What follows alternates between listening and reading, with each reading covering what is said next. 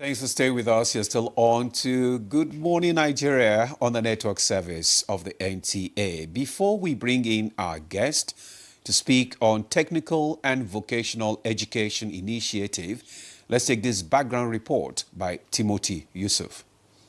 The Technical and Vocational Education and Training Initiative is a flagship program of the Federal Ministry of Education in Nigeria. Its primary goal is to equip young Nigerians with industry-relevant practical skills for employment, self-reliance, and entrepreneurship. Findings show that the benefits of the program include free tuition paid directly by the federal government through NEL Fund. Another is monthly stipends of 45,000 naira for the duration of the program. Hands-on training led by industry professionals with real-world experience is another. Recognized certification is also another benefit expected by employers nationwide, as well as take-off grants comprising starter packs upon graduation to begin career. Beneficiaries also have an advantage to access business loans at low interest. Eligibility criteria range from short-term certificate program, which requires no prior educational qualification and is open to school leavers or individuals new to vocational training, among others. For details on technical and vocational education training initiatives, let's now join our guest in the studio. Thank you so much, Timothy, for that background report, and that will push our conversation on the topic today. And seated here in the studio this morning is Professor Diawuddin Bashir Hassan, Director of Special Duties and Special Assistant to the Executive Secretary, National Board for Technical Education, NBTE. You're welcome to Good Morning Nigeria. Thank you, Haja Jume and Mr. Demola. Good morning, Nigerians. It's good to have you. Yes, and also joining us from our Kaduna studio is Engineer Abdul Audu, FNSE, Chief Lecturer and Director, Entrepreneurship Development Center, Kaduna Polytechnic, Kaduna. It's good to have you join us. Good morning, Nigeria. Good morning, the producer, and good morning, Nigerians. Thank you. Also joining us all the way from Lagos is Engineer Doctor, from Lagos, Engineer Doctor in Auto Mechanic, Sandra Agwebo, MFR. She is member of the Federal Republic of Nigeria, First Lady Mechanic in Nigeria.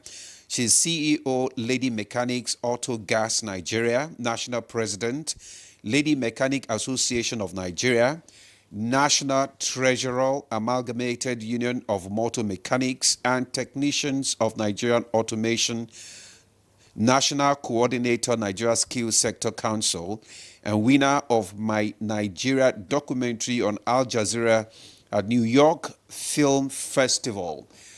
Madam, good morning to you. Oh. She's not concentrating there. Anyway, let's kickstart our conversation. Professor Hassan, you are here, and I know you are so excited to come and tell us, the key drivers, of behind this Nigeria push for TVET, and how does it align with national development goals? Thank you very much, and I think the audience, even though a brief has been given, they need to understand holistically what the TVET initiative is. Our TVET initiative is an initiative that was launched on 30th May by the Honorable Minister of Education, which basically looks at, is coming from the background of the index of Nigeria, looking at the demographic data, which we all know. We all know that about 70% of the population is under 30, which means our population is largely and basically about youth. But yes, the problem is that those youth are not employed.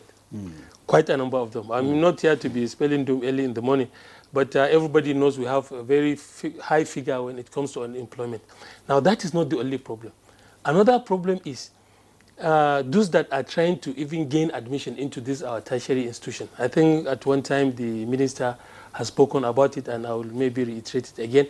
with all this large number of institutions that we have, if you look at the number of institutions under our purview, the MBTE is very huge. You are looking at the polytechnics, the various specialized institutions, the health institutions and the rest. Look at the university with all the numbers and the colleges of education. But still, we have a problem whereby about over 5 million students try to get admission into these institutions, but unfortunately less than 2 million are admitted, which means every year you have a backlog of about 3 point something million, and it is adding every year. So where do they go? They don't have the formal education, and if they are not skilled, then how do you move forward? So that is the problem. Additionally, we have addition into the labor market of about 5 million. So this initiative, I'm so excited about it, is because it is going to mop up those that we think are not going to be useful to the society, to be useful to themselves and to the society through this TVET initiative. So basically, it is about skilling our youth, this initiative, and aggressive measures have been put in place to ensure these large numbers are taken care of. And that is why I'm so excited. This is an initiative that is not political in any way. It is an initiative that is going to have multiple effects, positive ones, on the nation generally. And luckily, again, from the MBT side, under the leadership of Professor Idris Muhammad Bagaji, the Executive Secretary, before the initiative came on board, when he became the Executive Secretary, he has marshaled out a big plan, which he has implemented. So when this initiative came, the platform for its implementation became easy. I'll give you simple examples. Okay. For you to do this, which along the line, I'm sure we'll talk about it, for you to do this skill training, what you need is a curriculum. Now, when you come to this specific skill training, what we are using is a different curriculum. You see, if you are doing the formal education, you have the ND-HND curriculum. But when it comes to this skill training, you need what we call NOS. Now, ahead of time, he has ensured that we have NOS, yes, right? National Occupational Standard. Okay. That is the curricula, just like you have ND in social program, HND, you have the curricula for it. Now, for this skill training, you need NOS, National Occupational Standard. Now, even before the coming of this initiative, he has gone out of his way to ensure that we have this NOS in critical areas. Okay. Now, for you to have this NOS, it requires a lot of funding. So he now devised a means of collaborating with the Sector Skills Council, with foreign entities such as China, under a certain program we call CABIA, for us to have the NOS and then domesticate it. And for the local components, such as the Sector Skills Council, that are able to fund this NOS development. I give you a simple example, not that I'm promoting them. For instance, the ICT, they are able to develop about 32 NOS. If you look at the creative media, they are looking at developing about 40. So all of these ones is coming differently from the private sector in such a way that it will help the federal government handle other issues. So when this initiative came, it's very big. If you look at the numbers now, we are trying to see, currently we have about 58,000 already enrolled, and then the numbers are nationwide, nationwide. Right? And then he was able to again digitalize the system, because if Prof. Idris Muhammad Bagaji has not transformed the MBTE to be digital, it is not easy, this robust and big drive, to see that you have approved very large numbers of training centers. Okay. Is not going to be possible. As I'm speaking to you now, about 1,600 training centers have been approved within a very short time like this. So you can imagine, how will you do that manually? The training centers, where are they located? Are they spread? They are spread across the nation. Even in the local communities, everywhere. we have them. Because it is more of a policy in the program that you have to have a wider reach. The youth, the women, at the rural level, everywhere. Because it's an all-inclusive initiative. And poverty are cut across everywhere. You find it in the village, you find it in the city. So if the program is not catering for everybody, then it is not going to be successful. So the success of it is largely lying on the reach that we have. And I assure you that reach has been attained. Everybody is inclusive. All right. Okay, everybody is inclusive.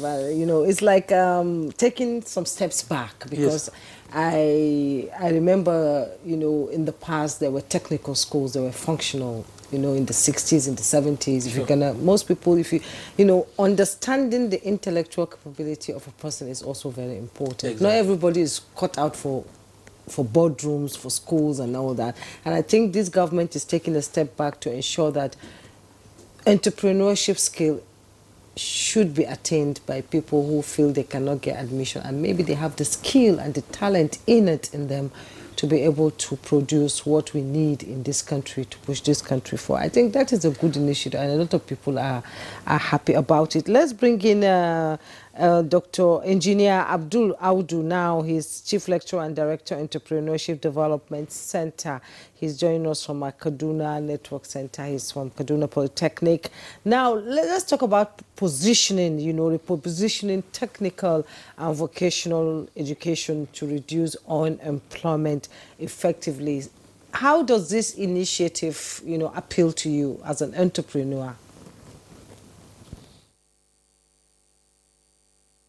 It's an initiative that is very, very, how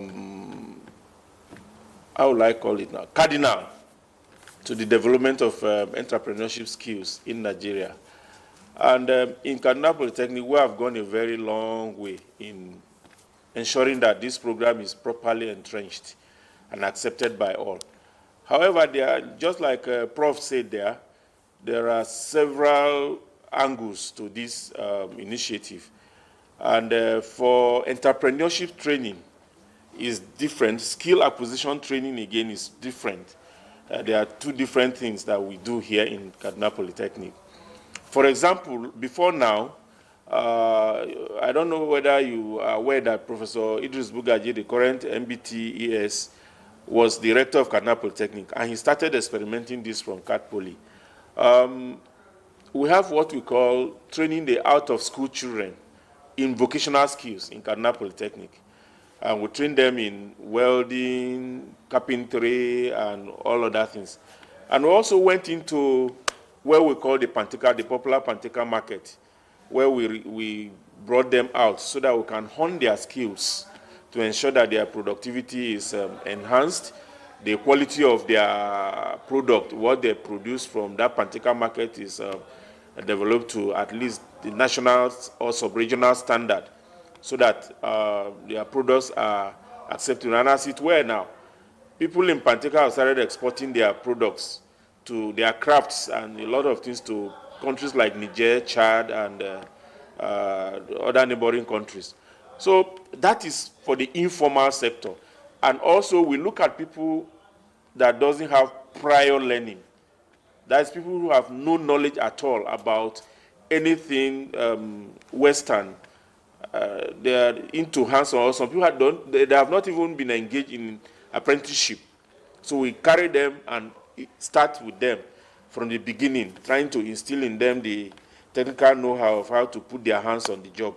Now, for students in schools, as Prof said, what we have here is that for diploma students, for example, they are asked to take, that is under the new program, the new TVET program that Prof was explaining earlier. ND students, for example, will have to choose a skill from available skills that already have NOS, that is National Occupational Standard. While studying their main program, for example, if a student is in school for, let's say, electrical engineering, he is encouraged to take another skill in another area, possibly, let's say, plumbing, because you will still need to do a lot of plumbing while doing some installation works in houses and other connections. He will choose this under the TVET program, and as he's going out, he will go out with his ND in electrical engineering and a professional certificate in plumbing, duly certified by the TVET program and other professional bodies that are there to help accredit these programs for us. Entrepreneurship development, again, in Kaduna Polytechnic, for example, and other polytechnics in Nigeria, also gives students the liberty to choose a skill again. For example, something as simple as henna design for women now is a skill in my school here, and girls are taught how to do it very well and domesticate it and ensure that it's a skill that they can earn a living from, so that youths out of school can get gainfully employed and gainfully engaged in such a way that they can also become employers of labor. As it stands today, you it will surprise you to know that some of our trainers, that is skills, master skills persons in some of our trades that we give entrepreneurship skill training in, are students too, because they have been able to prove that they have the skill to instill that skill in others through vocational training that we do at stipulated times, that does not disturb the formal study that the students have come into the school for. So today, the present Nigerian student has very, very wide opportunities to ensure that he or she becomes a more gainfully engaged person in the Nigerian polity. Going back a little to what you, Aji Ajumai, my sister, said, in the days gone by, there were technical colleges. And the curriculum of technical colleges helped a lot in shaping our industrial growth in Nigeria. But as it stands today, technical colleges are more or less non-existent in so many states of Nigeria. And there is need for this synergy between what we are doing in the schools, what MBT is doing, and what states are doing with regards to the reinvigoration of technical and vocational education in their various states. Yes, there are skills centers, quite all right. Like I said, skill centers can take care of people without prior learning, people with prior learning, and so on and so forth. But the technical and vocational schools, for technical colleges as we used to have them, can still be reinvigorated and rehabilitated so that it can cater for large population, because you can't have industrial development without technical and vocational education. And that is what all other countries that developed industrially took advantage of. But we, along the line, dropped the ball. And that is why we are where we are today. But thank God, the Federal Ministry of Education and MBT specifically have taken the initiative to ensure that this thing is properly domesticated while conforming to international best practices all over the world. Thank you. Well, thank you very much, Engineer Audu, for your open remarks there. We'll go to Lagos, where we have Dr. Sandra. Dr. Sandra, if you have been following the discussion so far, we know that you have been at the forefront of training and mentoring young mechanics, especially the women, in Nigeria. Tell us, what has been your biggest, challenge or change since TVET began?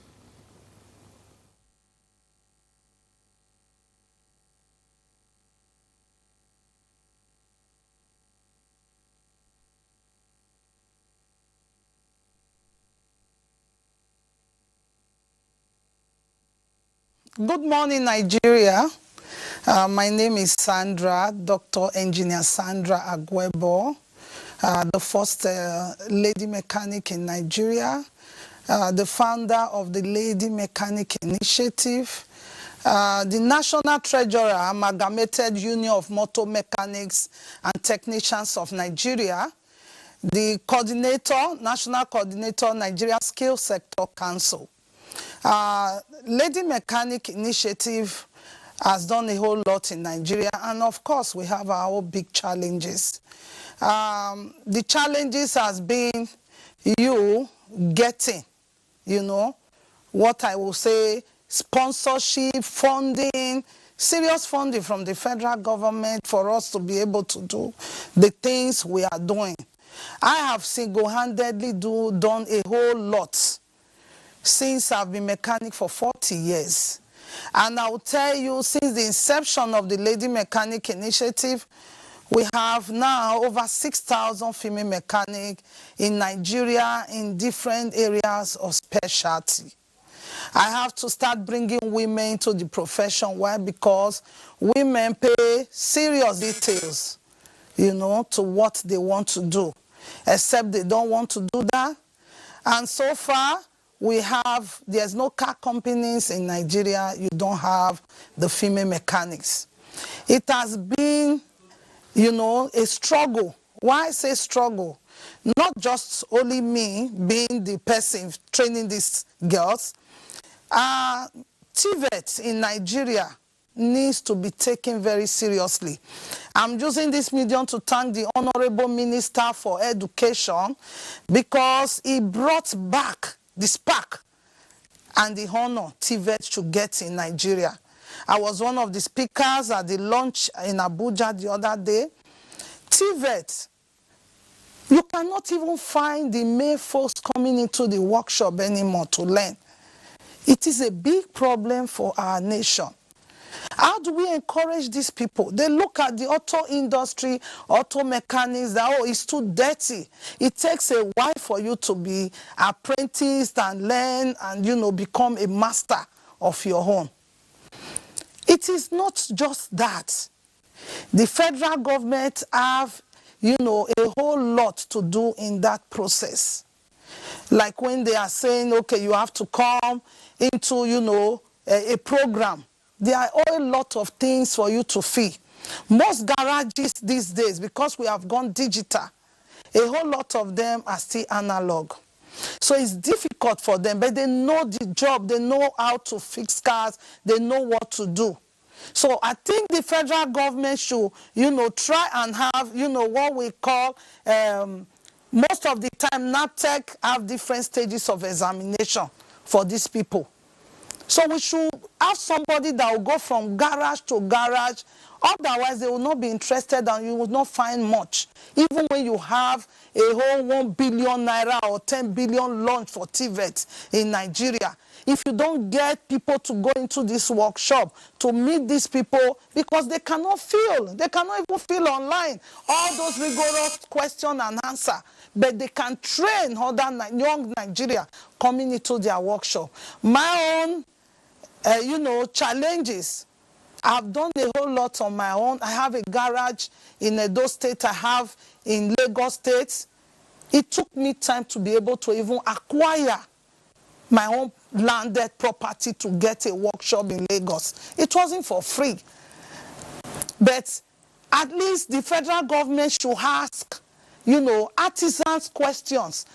How can we help so that you can bring other people in? Because for the kind of vehicles we have on the road, I'll take Lagos for example, not even Abuja now. Who are the people fixing this car from the next 5-10 years when they start breaking down?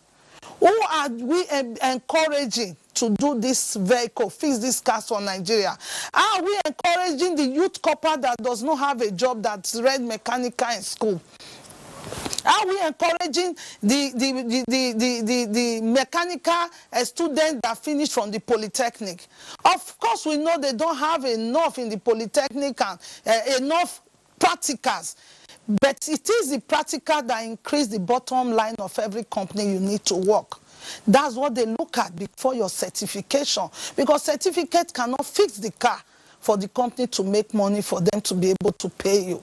I'm just appealing to the federal government. They should look at the garages that have done a whole lot in Nigeria. Empowerment, training. I'm standing in for women because women, we multitask. I have a whole lot of females in different areas of specialty, be it upholstery, be it body work and spraying, baking, be it auto electrical, be it diagnostics, as long as it's automotive. I have all of them. A tailor can become, you know, a car upholsterer. And when you finish, you can set up your own and start doing your job. Our training is broken down into different, you know, stages. We have training for 6 months. We have training for 1 year so that these people can be interested in the skill. Because nobody really wants to dirty their hand again, the youth of today. But they never knew that this is the gold of tomorrow. Everybody is on the fast lane. It's even women that are learning the skill these days. So that bothers me a lot. I used to think a lot, who is going to, where are we going to hand over to? Because the handing over means that the youth must be interested in what we are doing. How do we make them interested? The government should, position the people, the artisans already doing the job nationwide. If you are going to take 10 from each state, take 10 from each state and, fund them, give them equipment, all they need in their workshop, as long as they have their own workshop, equip their workshop. That alone will fly around to all artisans in the nation. Others will start coming in. Federal government really have a whole lot to do. Of course, the Honorable Minister for Education is encouraging artisans now. They've sent out a link that you have to, fill and, be part of what they are doing. Already, Lady Mechanic, we are failing to go into about 25 states of the nation. We have our guests all over the place. I went into Kano even when that place was not really settled. I have guests in Kano City who says the northern guests cannot do anything. They are strong women. They can do. And in the TVET industry, in the automotive industry, we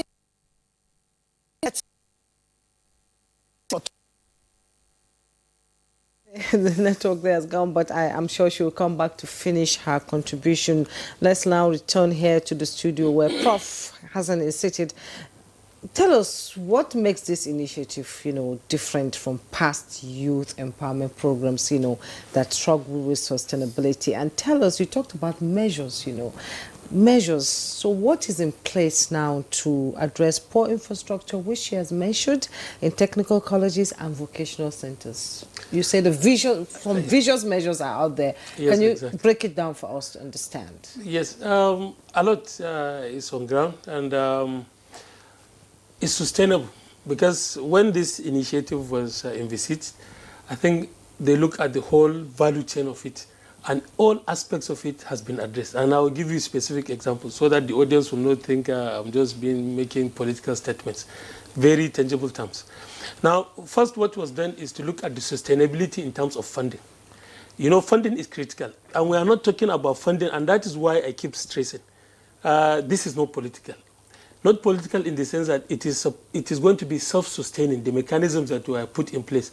At the exit of the minister, at the exit of the regime itself, this progress will continue. How? You see, the funding is coming from TED Fund. Now, 5% of the total budget of TED Fund is going into these TVET activities. Now, for those that are conversant with TED Fund, they know it is heavily loaded. Mm-hmm. And when you are talking about 5% of that, the sustainability is there. And I don't want people to be thinking like, when you do the math, 5% of what TED Fund is having, where are we going? I will explain to you later. You will see where these monies are going.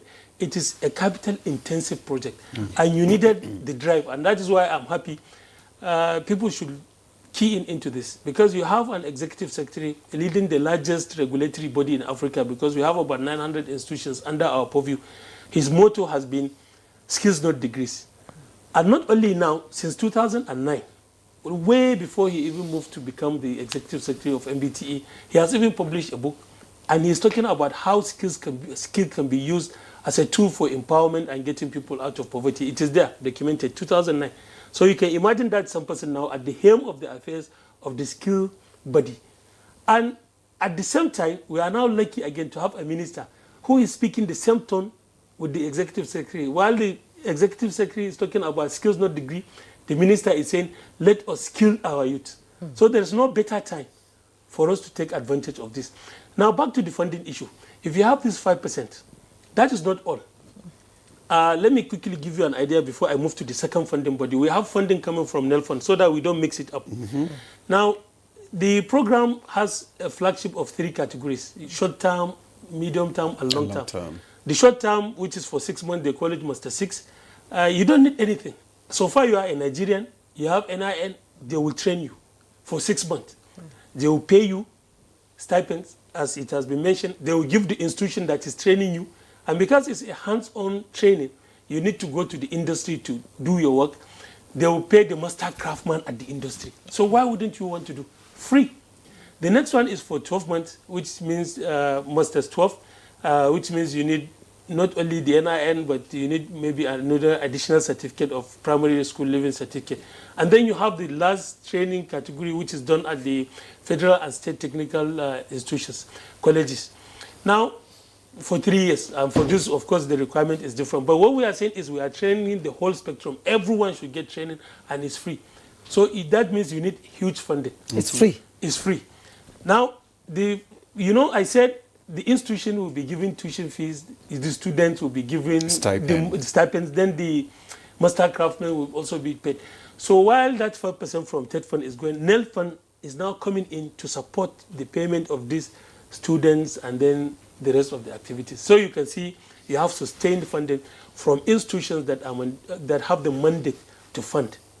Now that is not all. Now MBTE has to come in because funding is one part, and then accreditation, regulation, maintenance of all these things, monitoring and evaluation has to come in for the program to be sustained. Now MBTE is the body that is mandated to regulate anything that has to do with TVET. And the institution has been there since 1977. So you can see the institutions that are handling this, they were not just drafted or crafted just now for this as a vehicle to fund this. No, there are existing institutions which have been leveraged on and been given directives on how to handle it. So the program is going to be sustainable. Let's talk about infrastructure. Are you I asked you about infrastructure. What are you doing to upgrade the infrastructures in these training centers? She mentioned it. I wanted to talk to her because I think in all that she has said, she hasn't mentioned MBT. MBT has been doing a lot in these areas. Now, let me quickly look at the infrastructure. There are standardized tools for assessing a training center. So if you want to have a training center, it has been made easy. The checklist is there. You want to establish a training center, just look at it, do your needful, go online and do everything because it's digital. MBT will look at whether you've met this requirement and then it will certify you. And this infrastructure is not limited to state, federal, private sectors. And in fact, they are driving it more. You establish your training center and you can do the training in these various trade areas that have been identified. About 25 programs into about 7 categories. What about the schools itself, the colleges of education, the technical colleges and vocation? They have been existing before. Yes, I'm talking about upgrading infrastructure. I'm moving away from this because really it's sad. But since you are forcing me, let me talk about it. Yes. You see, the problem we had was there was negligence from the part of the federal government, honestly. The technical and vocational education has just been sidelined for a very long time, until now, as I'm talking to you now. My executive secretary, in one of the interviews, I think, with the NTA itself, has given that figure, which I know you know, but you want me to repeat, so I will repeat it. I want you to talk about it. Yes. You're the expert. Yes, my executive secretary at one time has said it publicly, that is Professor Idris Mahmoud Bugaji, that one of the challenges of the TVET sector is that at the state level and federal level, we are downplaying the TVET institution. And that is what led to what we have currently. You have about 15,000 conventional secondary schools. And what do you have for technical schools? 100 plus. It doesn't make sense. And these technical colleges is where you have input to these technical institutions at the tertiary level. So you have now truncated them, left them to decay completely to the level that you are talking about 100 against 15,000. It's a big problem. But this problem, since he came on board, a lot of measures have been put in place to see that they are being revived. And with these incentives coming from the TVET initiative, I'm sure the state government will having a rethink of converting some of their secondary schools to become fully technical colleges. And I think that will address some of this deficit that we are having and the gap. Okay, let me ask you before we go to Engineer Audu. You earlier on you said that all these training workshops are spread across the whole country. Exactly. Now, how do you monitor the quality, especially of the trainers themselves? The training has two components. What mechanism do you put in place? The mechanism you are talking about, you are looking at the quality assurance. Yes. So the quality assurance, we have 2 layers of it. We have the internal quality assurance and then we have the external quality assurance. For the internal quality assurance is done at the institutional level and then at the training centers. Okay. While at the external level, you have the verifiers that are doing that. You have the awarding bodies, you have the sectoral awarding bodies like that. So, and the qualification that you are getting out of it is the NSQF. You are getting is done under the National Skills Qualification Framework, where you are supposed to get at the end of the day an NSQ certification. Now, the NSQ certification is a global certificate. There are standard ways of handling it, so we are strictly following that. So when it comes to the training itself, it's not anybody that will wake up today and say, I want to be training skill in this area. You have to undergo certain form of training to be an assessor. And we have 3 categories of these assessors that are doing assessors verifiers. We have the first layer being the QA quality assurance assessor, internal quality assurance manager, and then the external quality assurance manager. They have to undergo a training to be certified under the NSQF framework for them to be able to do this training and assess those that are undergoing this training. At the same time, the awarding bodies, the sectoral awarding bodies, I'm using sectoral because each of the sector have its own awarding body, and they are made of industrialists, those that are in the industry who understand what is required to define the competency level required for each of them. They are overseeing what is happening. So all these ones comes into play. I'll give you a simple example of myself. I'm a professor of chemical engineering. I've been a professor for quite some time. I've taught in several universities, both within and outside. I've worked in the ministry, science and technology. I work in the nuclear industry and all of that. So by all standards, I'm a fine professor. But when it comes to skill, it's a bit different thing. The highest body is the EQAM, that is External Quality Assurance Manager. I have not yet reached that level. I am an Internal Quality Assurance Manager. Just to give you an idea that this is a very strict, regulated and monitored training that you do. So you have to attain a certain level of qualification before you deliver a certain aspect of this training activity that we are doing. So everything is well structured, strictly followed, because any violation, there will be sanctioned along the line of anybody that is found along this line. Now, the certification, this NSQ certification that I'm talking about is an international certification. You don't even need to carry it around. You have your number. Anywhere you give it, if it is imputed, everything about you, where you did the training, who assessed you, who is the sectoral body that gave the award, and everything will be there. So it's QR coded. Okay. Yes. Thank you so much, Prof. Thank you, okay, Mr. we'll get back to you. Let's go to Engineer Audu now, because earlier on you talked about the challenges that we have in technical, institutions in this country because they are being discriminated against. When you look at when people present certificate from technical education or polytechnics, they really, most times, they are seen as second class to those from the universities. So how does this perception of, TVET as a second class education pathway impact, in the uptake, and how can there be a change? How can this challenge be addressed?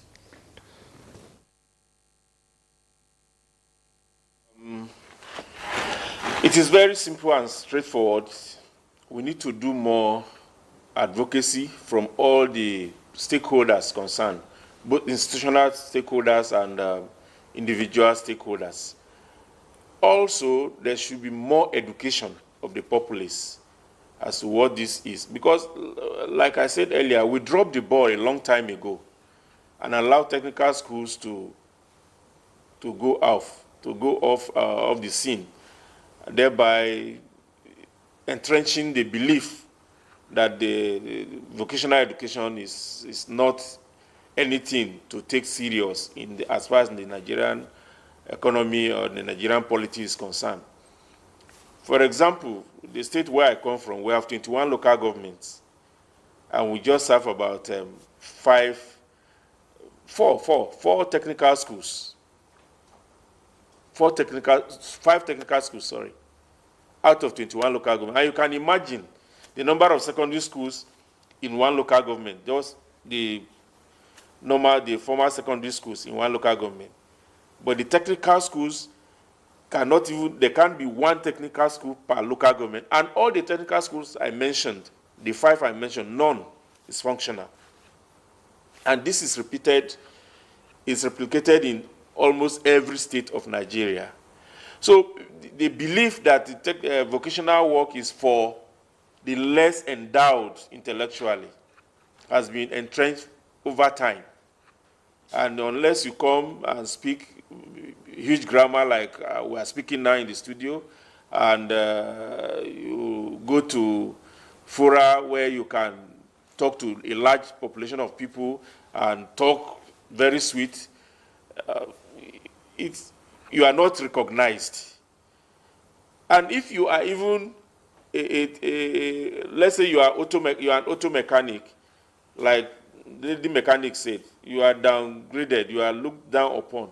But Prof, the education that we are talking about is coming gradually, and it will come if we sustain it. Prof has just said it, that even at his level, he has not attained a particular level of qualification that will enable him to assess or do quality assurance checks on training centers. For example, I personally am an engineer. I've been practicing for more than 40 years now. And still, I cannot boast of saying that I have a very strong skill in some skill areas that are even related to mechanical engineering, that is my field. And because it requires endured training for somebody to come out and become an expert or a skilled person in a particular trade area. Outside the general mechanical engineering that I studied, I'm a welder, for example. But in welding, there are different aspects of welding that a welder is supposed to be trained in. And if you are not consistent, if the funding is not there, because one welding machine is very costly, just one, and then the things that go with it, the appliances and appurtenances that go with the welding operation, they are all very costly things. So if there is no funding, it will not work well. So it's a lot of challenges. The societal value that we place on life is the problem. And the society cannot grow if all it has to value life with is the outcome, just money, not the process. There should be value on the process. And the process is starting from the basics. Because my people say you cannot climb a tree from the top. You only climb a tree from the bottom. That's why it's called climbing. So if you neglect the basics, there's still no way we can get it. So it's good we are doing this now. Nigeria is doing this now. Like I said, we pick people up and train them. But they must be shown the way that, well, you need to put your hands on something to be able to come out with something. The era of easy wealth is no longer there. The economy is biting hard. So if you cannot do something, you cannot survive. But a lot of our people, especially the elites, have gone out to see these things work elsewhere. For centuries, let me say it, Britain, for example, was running on apprenticeship. They were running their industry and their economy on apprenticeship schemes. And some of those people came here when I was a teacher in secondary school under what we call VSOs, Voluntary Service Overseas. They all came with hands-on skills to teach children in secondary school when we started introducing intro tech in our secondary schools. And they tried to do it, but if you go back to all our secondary schools now, intro tech is just a classroom lesson that children are given. No workshop to go with it, no laboratories to go with it. So a child will be taught how to do woodwork in the class alone, on the board, and in the books that he sees. Apart from that, nothing else to write home about. And Nigeria started downgrading technical and vocational education when this intro tech of a thing was introduced, thinking that all secondary schools will now have basic technical education for children, not knowing that the entrenched interests in the secondary school education will still drop that because of this belief that it is not for the knowledgeable. Meanwhile, technical and vocational education is not for the dropper. In those days, if you fail, they will say go to technical school. But it's not so. If you don't even have the intellect to put things together, you can't be involved in technical and vocational education. So the best way to go is, one, funding, everybody have said it. Two, the development of the infrastructure that is needed for technical and vocational education to thrive. Three, encouragement. Let's encourage people, encourage young people. These days, you go online to social media, let's say Facebook, a profile of young people. Everybody is a digital creator, content creator. What content are you creating? Using the handsets that is in their hands. That is what we are talking about. But there are so many other things that we can do outside these areas and we'll still develop the economy. Therefore, we need to keep on advocating that this is the best way to go, using the examples like we are all saying here. Prof has said it, I have said it, Lady Mechanic have said it. These things work elsewhere, and we are now planning or trying to domesticate it in Nigeria. But people, state governments especially, not even the federal government, state governments are the ones that are failing mostly in this area. They don't want to domesticate this. You go to some states, Togri is more lucrative than vocational jobs. Togri, by political talks, is more lucrative. So you see thousands of boys following politicians around, engage in Togri because they get free money from the politicians. Tell them to go and do something with their hands, they will not do it. Even the starter packs they give, some politicians organize short courses for skills training. They give them, they will sell the packs to people who are already established artisans and technicians to make use of. They don't make use of it. So this thing, the sustainability at the state level is the major problem, not even the federal government, not at the federal level. So state governments must wake up and do better than they are doing now. Take it serious that if you don't put your hands on something, you don't get anything. But once the youth are made to believe that you can get everything, even without putting your hands on something, then the effort will just not yield any result that we expect it to yield.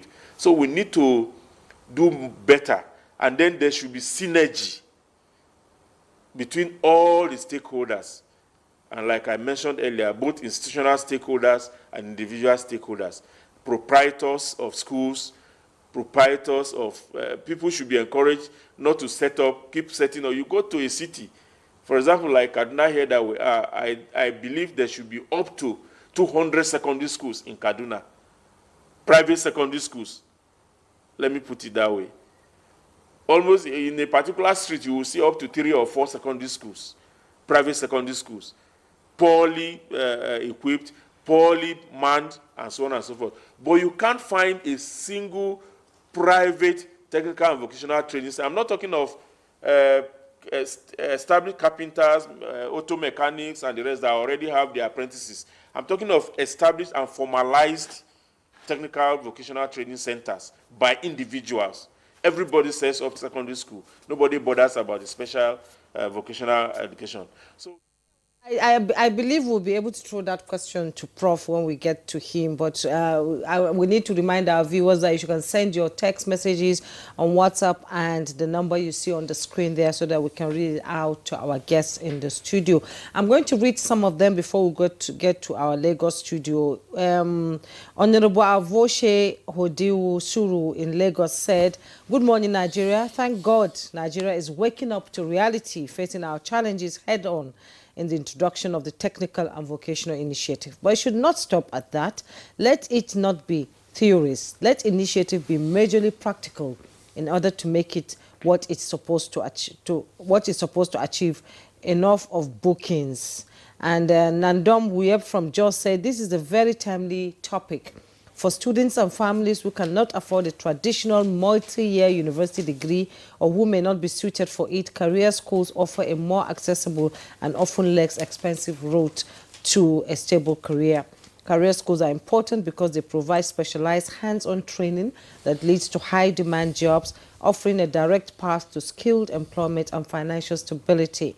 Government should build more career schools to address skill gaps in the economy, reduce youth unemployment by providing practical skills to the job market, and offer alternative affordable pathways to employment for individuals who may not pursue traditional higher education. I thank the guests in the studio for their service.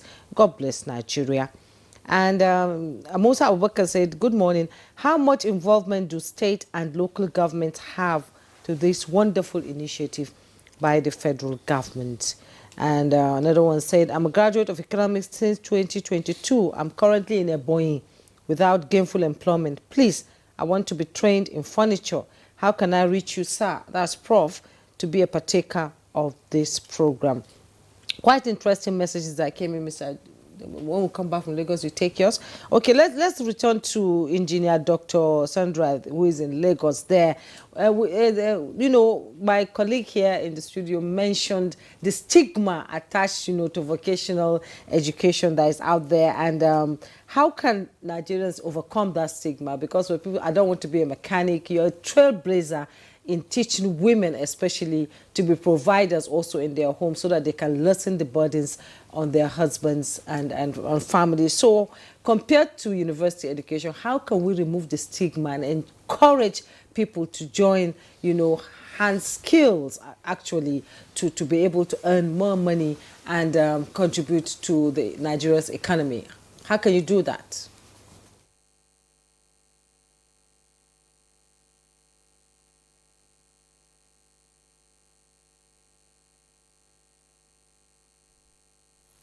Very much. With due respect to the Executive Secretary of MBTE, Prof was saying I did not mention MBTE. Of course, without MBTE, there's no technical vocation in Nigeria. Of course, I was still coming to that. I'm part and parcel of MBTE. I've worked with them. Fantastic Executive Secretary we have there right now. Okay, now, I will have words with my brother in Kaduna State. All he has been saying, it is just the truth. When I was learning how to fix cars in 1985, I've been mechanic for 40 years. It is the job that is keeping me. The way I am moving, the what I'm doing, it is the profession because I have love for it, love for what I'm doing. Because if it is just money that is making me do it, of course, I would have made from repairs, maybe about 10 million naira from different car companies. I take up their fleets to repair and just go home and sit down. No, I decided to impart my knowledge into other women. One, taking them off, literally taking them off the streets. Because if you catch the Nigerian woman today, you are catching a whole lot of children, a whole lot of youth. If you don't take care of the women, how can we have a good, a sustainable, youth? When I say sustainable youth, the youth that we find in social media, like what my brother in Kaduna was saying, they are doing different things. Girls are involved in crime. Lady mechanics decided, you know what? Let's take the bull by the horn. It's not all about being, having PhD in university or Harvard school. Not about that. Your skill, your hands-on should be like 80% and theory 20%. Because when you employ these people in any car company, it is what they bring in practically that is increasing the bottom line of every company that matters to those companies. Not really, the PhD you are bringing. Yes, you must know how to read and write. You must be able to, have communication skill to talk to your customer, etiquetting, entrepreneurial skills, accountability, which we are doing at the Lady Mechanic Initiative where we train these girls. I decided to tell women, do you know what? You can even drive a truck. There's nothing a man is doing out there with their hands you cannot do. You cannot continue to depend on men or depend on your husband. Nigeria of today, we all know that things are a bit tight for everybody. But if you are that woman that have a skill, forget about your beauty first. Every woman is beautiful. I'm talking here now, I'm not ugly, I'm beautiful. But I've been a mechanic for 40 years, and I'm still doing what I'm doing today. I said to women, wake up from your sleeping corner. You cannot continue just paint all your nails and hang your leg and think life is a bed of roses. Wake up, because whatever any woman is doing today, the children are watching. So now, coming back to the skill, the hands-on skill, the Lady Mechanic has now taken women into truck driving. We have women truck drivers. We have women cab drivers. We have women mechanics. We have women diagnostic technicians. We have women spraying and body work. We have women vulcanizers. We have women doing a whole lot up to plumbing I told women, what makes you to bring down yourself and thinking you are not able to do anything? No. Even when you are doing the skill, you can go and enroll in any open university and be doing part-time. As long as you know how to read and write, you have finished your WAEC, you can start something. I started going to the workshop at the age of 12. It was a taboo. I was being humiliated. People were laughing at me. I was always crying. And my father said, let them laugh at you today. Tomorrow you'll be celebrated. And that was true. Because I was now, taken to the U.S., sponsored by the American government, to about 7 states in the U.S., to Detroit, where they manufacture, General Motors, the General Motors. I was taken to a lot of places. I was like a queen from Nigeria. Nigeria is blessed. But what can we all do? We cannot leave everything for the government. We cannot continue to complain about the federal government. We are all the government. I'm doing my own part. Somebody in Ebonyi State there has a whole lot of idea. This idea, the person will come out on Facebook and show what they are doing. They can manufacture a prototype vehicle. But nobody is going to look for them. As at this point, Nigeria is supposed to have an academy for young people, catching them young, from age 10. When you catch them like that, we've started it in public school. Lady Mechanic took the workshop into public secondary school. We have done it in Agidigbi in Lagos. I've done it in Imo State with Santa Maria Secondary School. I took the workshop in there with coding and robotic, taking these young pupils. If you don't catch them young and start changing their mindset, they think abroad, traveling abroad, greener pasture abroad is what they... There's no greener pasture anywhere if you don't create it with your hands. I'm using this medium to appeal to the federal government. They are doing a lot. But the lot is not getting to where it's supposed to get to.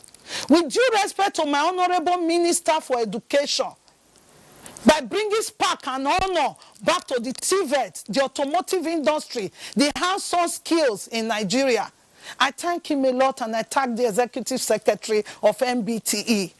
We need to do more. We need to identify the trainers in Nigeria. Me, for myself, I've been struggling.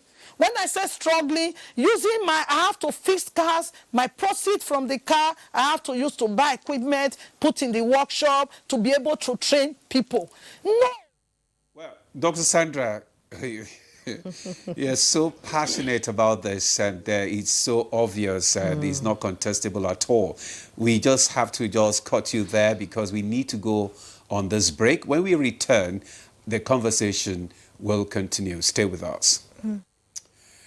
Thanks for staying with us. You're still on to Good Morning Nigeria on the network service of the NTA. And our discussion is still on technical and vocational education in Nigeria. Our guests are still here.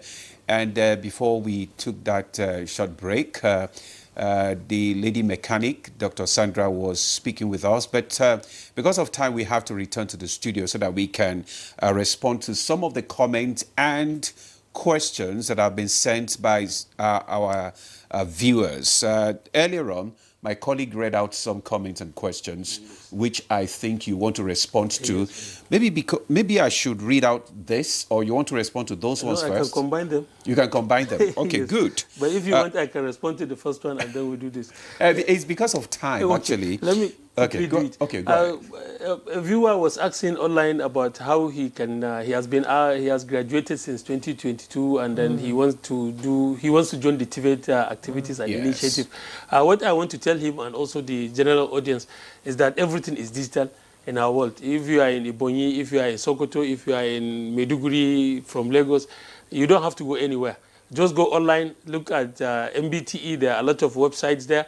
Look at the one that is most applicable to you, and then you apply. And in case you have any hitches, we have a full-fledged ICT unit in MBTE. You can reach out to us, and then we'll take time to guide you where necessary. Just drop a mail. We can handle the rest. And there was Where will you send the mail to? If you just type MBTE, you will see where you can. It's user-friendly, the interface of the platform. Since the coming of the ES on board Prof. Idris Muhammad Bugaji, not only he has digitalized MBT, but he has digitalized every aspect of it. And as I'm speaking to you now, before he came on board, we only have one link online, but we have now 16. He has added 15 links to the various activities that we are doing, specific ones. So that is why I said it's user-friendly, and when you go online, you will always see what is most applicable to you. Before we take the question from you, Mr. Ademola, I think Dr. Sandra made mention of a number of things, but I want to correct her. She said she was treated like a queen. When you say like, then you are not the queen. She is a queen. She has made her mark. She has contributed significantly on the local and global stage. She's a trailblazer. She's a trailblazer. And it's true. She has been able to reach up north very well, because now when you go to Kano, my home city, you find lady mechanics and doing well. And I think I came to know her through the lady mechanics that I saw at a different time, and then reference was made to her before I now knew who Sandra was. And I want to again add more to what my good brother, my elder brother, Dr. Abdul Audi said. He was a colleague back over 2 decades when I was in Kaduna Polytechnic. That's why I'm saying as an elder brother. When I joined, he was already a senior colleague. So just to add to the issue of this dichotomy that we are having, discrimination, it has gone far and beyond now, because it has gone to the legislative side. In fact, the good news is that the speaker himself, Dr. Tajuddin Abbas, the Speaker of the Federal House of Representatives, has taken it upon himself to sponsor a bill that will ensure that discrimination goes away, and a lot of legislative effort is being made at different levels, including what the chairman of our side is doing at the National Assembly. So I think in no time, if this effort by the National Assembly is sustained and the necessary legislative acts are passed, I think this thing will be a thing of the past. Maybe we can take the question. Let me just read out this one. This one is, my name is Ambassador Dr. Nicholas Daniel.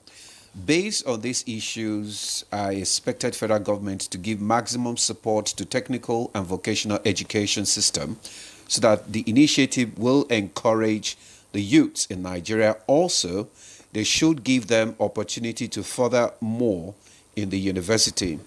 Yeah, this one says, good morning, Nigeria, good program, but the technical teachers should be well paid. Then this is from Chike Wari Delta. It says the initiative to promote technical and vocational education is a welcome development, and I hope Nigerians will seize this opportunity. In today's fast-paced world, entrepreneurial and technical skills are essential for harnessing the power of scientific and technological advancement. Countries like China, India, and other Asian tigers have successfully integrated vocational and technical education into their curricula, which has contributed significantly to their growth and success in the modern science tech era. By embracing a similar approach, Nigeria can empower its citizens to thrive in an increasingly tech-driven world. Jack Abba from Makodi says, technical and vocational education initiative is the way to go. It will get those involved, especially the genuine talented ones, into self-employment. Focusing on the institutions that will do this is important. Ideas should be topmost to help our economy and curtail youth excessive aggressions. And the last one by Dr. Nasil Bello from Gombe. It says, good morning, Nigeria. This program will fix the deficiencies of our traditional degrees in terms of practical.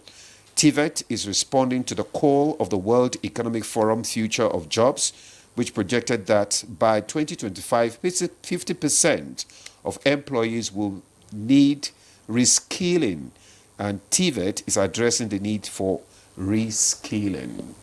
Professor Hassan, you want to comment on something? Yes, a number of questions, but let me quickly look at it. One of them is talking from the ambassador. He said the FG should support the TVET initiative, and also for the youth, and also how they can further their education. I think at the beginning I've talked about the challenges that the nation has in terms of getting people into our tertiary institutions because of the large numbers of applicants and then the slots available, and that is why we are pushing to ensure that the TVET sector comes on board to be able to ensure that it mops up almost everybody if possible. With this initial draft of 5 million now, and we are moving forward, which I said already 58,000 have been taken, and then we are looking at more.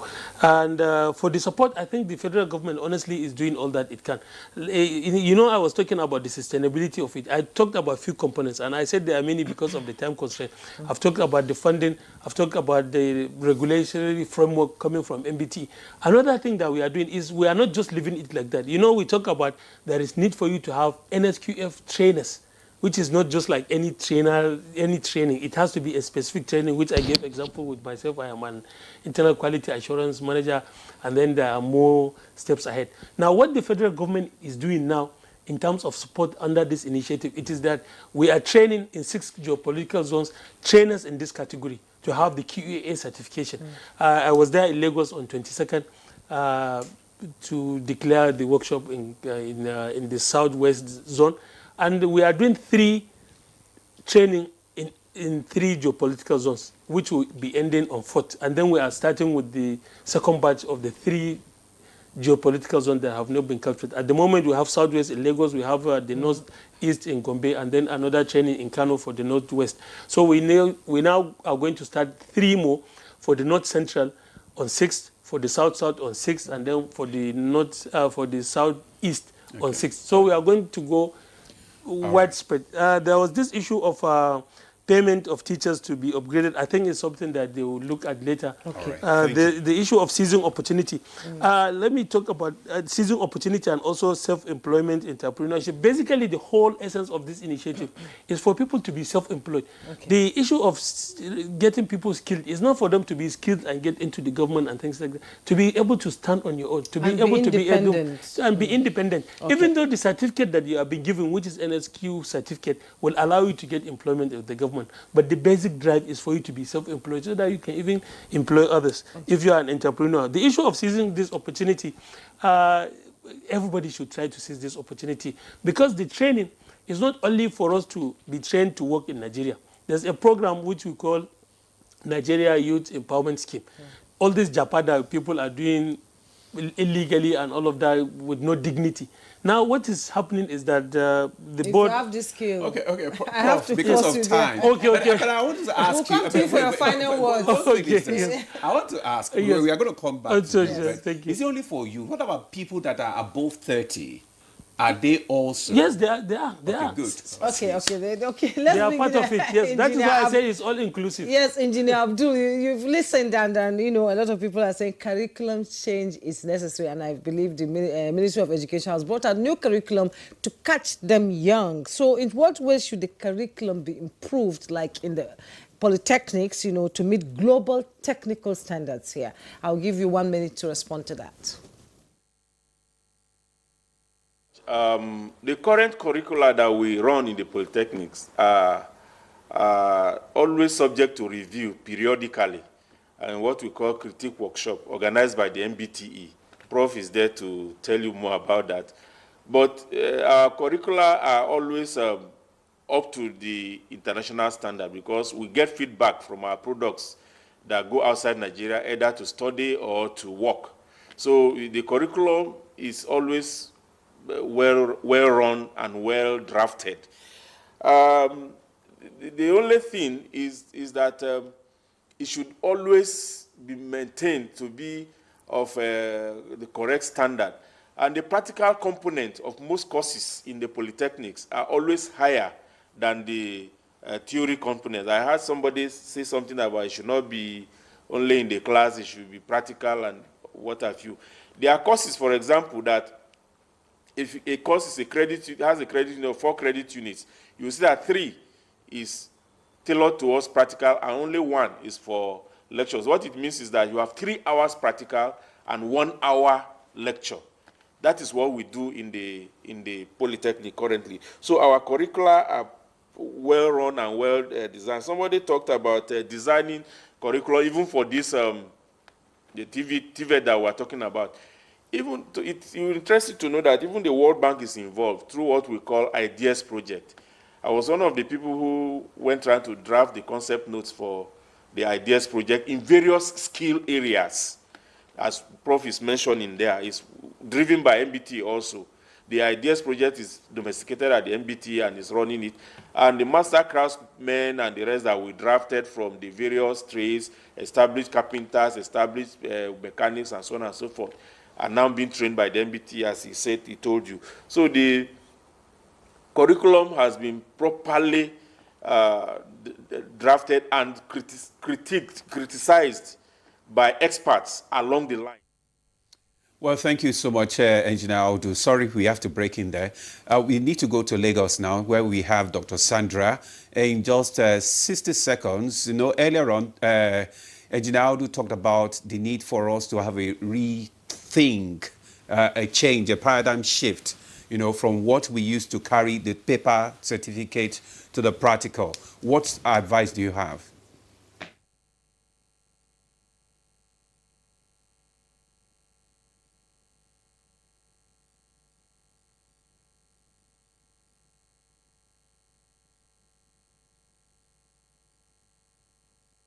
I want to advise. I know a lot of people are watching this now.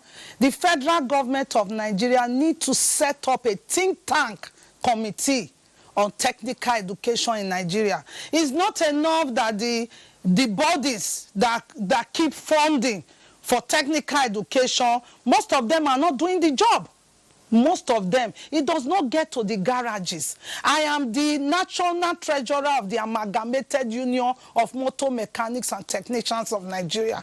When you say you are an agent of the federal government, if the federal government have done their own by setting out funds into all these agencies, why don't you use it for the technicians? Because these technicians, they are just there, down there, doing nothing, because other people seeing them like the youth corpers. They are not interested because they see the way these people are being carried.